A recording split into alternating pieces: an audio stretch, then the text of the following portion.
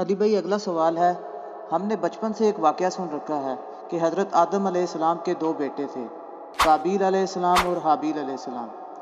ان دونوں بیٹوں کا کسی بات پر اختلاف ہوا تو قابیل نے حابیل کا قتل کر دیا اور وہ انسانیت کی تاریخ میں پہلا قتل تھا۔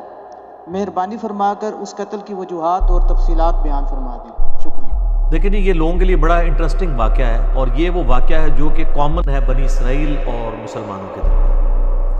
قابیل اور حابیل کا واقعہ۔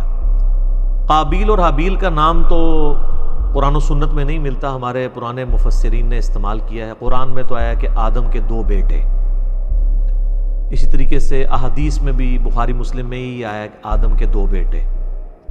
البتہ اگر آپ موجودہ جو دور میں کتاب مقدس اٹھائیں، جس کے اندر تورات بھی ہے، انجیل بھی ہے، نیو ٹیسٹمنٹ بھی، اولڈ ٹیسٹمنٹ بھی، اور کئی انبیاء کے صاحب بھی ظاہر ٹیمپرڈ فارم کے اندر، تو اس میں جو پہلا چیپٹر ہے نا آپ کو اولڈ ٹیسٹمنٹ میں، جس کو یہود و نصارہ دونوں مانتے ہیں، پیدائش کا چیپٹر، تو اس میں آپ کو شروع میں یہ قابیل اور حابیل کا واقعہ مل جائے گا کہ حضرت آدم علیہ السلام کے دو بیٹے تھے، اور اس طریقے سے ایک بیٹے نے دوسرے کا قتل کر دیا۔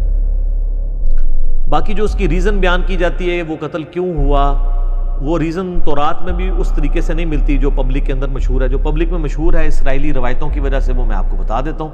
نہ وہ مسلمانوں کے ہاں کوئی روایت ملتی ہے، نہ تورات کے اندر ہے۔ ہو سکتا ہے اسرائیلی روایتیں ہوں، تورات میں بھی اس طریقے سے واقعہ نہیں آیا ہے، جنرل واقعہ ہے جو قرآن میں آیا ہے، اسی طریقے سے جنرل واقعہ۔ تورات میں ذرا زیادہ ڈیٹیل آئی ہے۔ مشہور یہی کیا ہوا انہوں نے کہ جی وہ حضرت آدم علیہ السلام کا ایک گھر، ان کے گھر جوڑا صبح کے وقت پیدا ہوتا تھا، لڑکی اور لڑکا، اور ایک شام کے وقت۔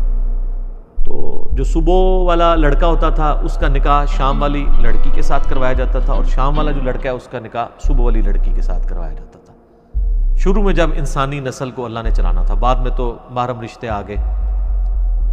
تو وہ کہتے ہیں کہ جی قابیل کے ساتھ جو لڑکی پیدا ہوئی تھی وہ خوبصورت تھی، اور جو حابیل کے ساتھ پیدا ہوئی تھی وہ اتنی خوبصورت نہیں تھی۔ تو جب رشتے کی باری آئی تو قابیل نے کہا نہیں، میں تو اس کے ساتھ ہی نکاح کروں گا، اور اللہ کے حکم کو توڑنے کی کوشش، یعنی اسرائیلی روایت میں آپ کو جانتے ہیں۔ اس کے اوپر پھر ان کے درمیان ٹھن گئی، اور اس کے بعد جو کچھ ہے نا وہ قرآن میں بھی ہے، تورات کے اندر بھی ہے، کہ دونوں نے اللہ کے حضور اپنی نظر پیش کی۔ یہ آپ کو پورا واقعہ جو ہے نا سورۃ المائدہ کے اندر آیت نمبر 27 سے لے کر 32 تک مل جائے گا، وہ آپ پڑھ لیجئے گا۔ سورۃ المائدہ آیت نمبر 27 سے لے کر 32 تک۔ تو تورات میں یہ ملتا ہے کہ جو قابیل تھے وہ کھیتی باڑی کرتے تھے زمین میں، اور حابیل جو ہے وہ بھیڑ بکریاں چڑھایا کرتے تھے۔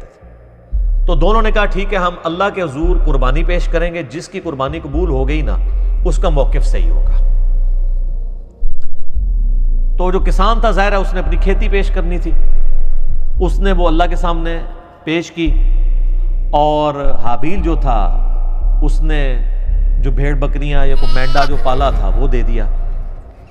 وہ کہتے ہیں جی وہی مینڈا تھا جو اللہ نے اٹھا کے رکھ لیا، اور بعد میں حضرت ابراہیم علیہ السلام کے لیے وہ جو حضرت اسحاق کے لیے نازل ہوا بقول ان کے، اور ہمارے نزدیک حضرت اسماعیل کے لیے وہی مینڈا اتارا گیا تھا۔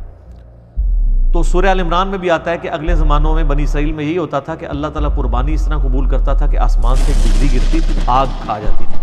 جس کو آگ کھا جائے یہ قبولیت کی دلیل، یہ سورہ آل عمران میں ملتا ہے۔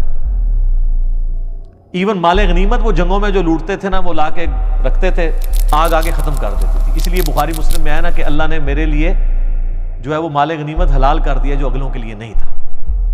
اس امت میں آپ خود بھی یوز کر سکتے ہیں وہ مال غنیمت۔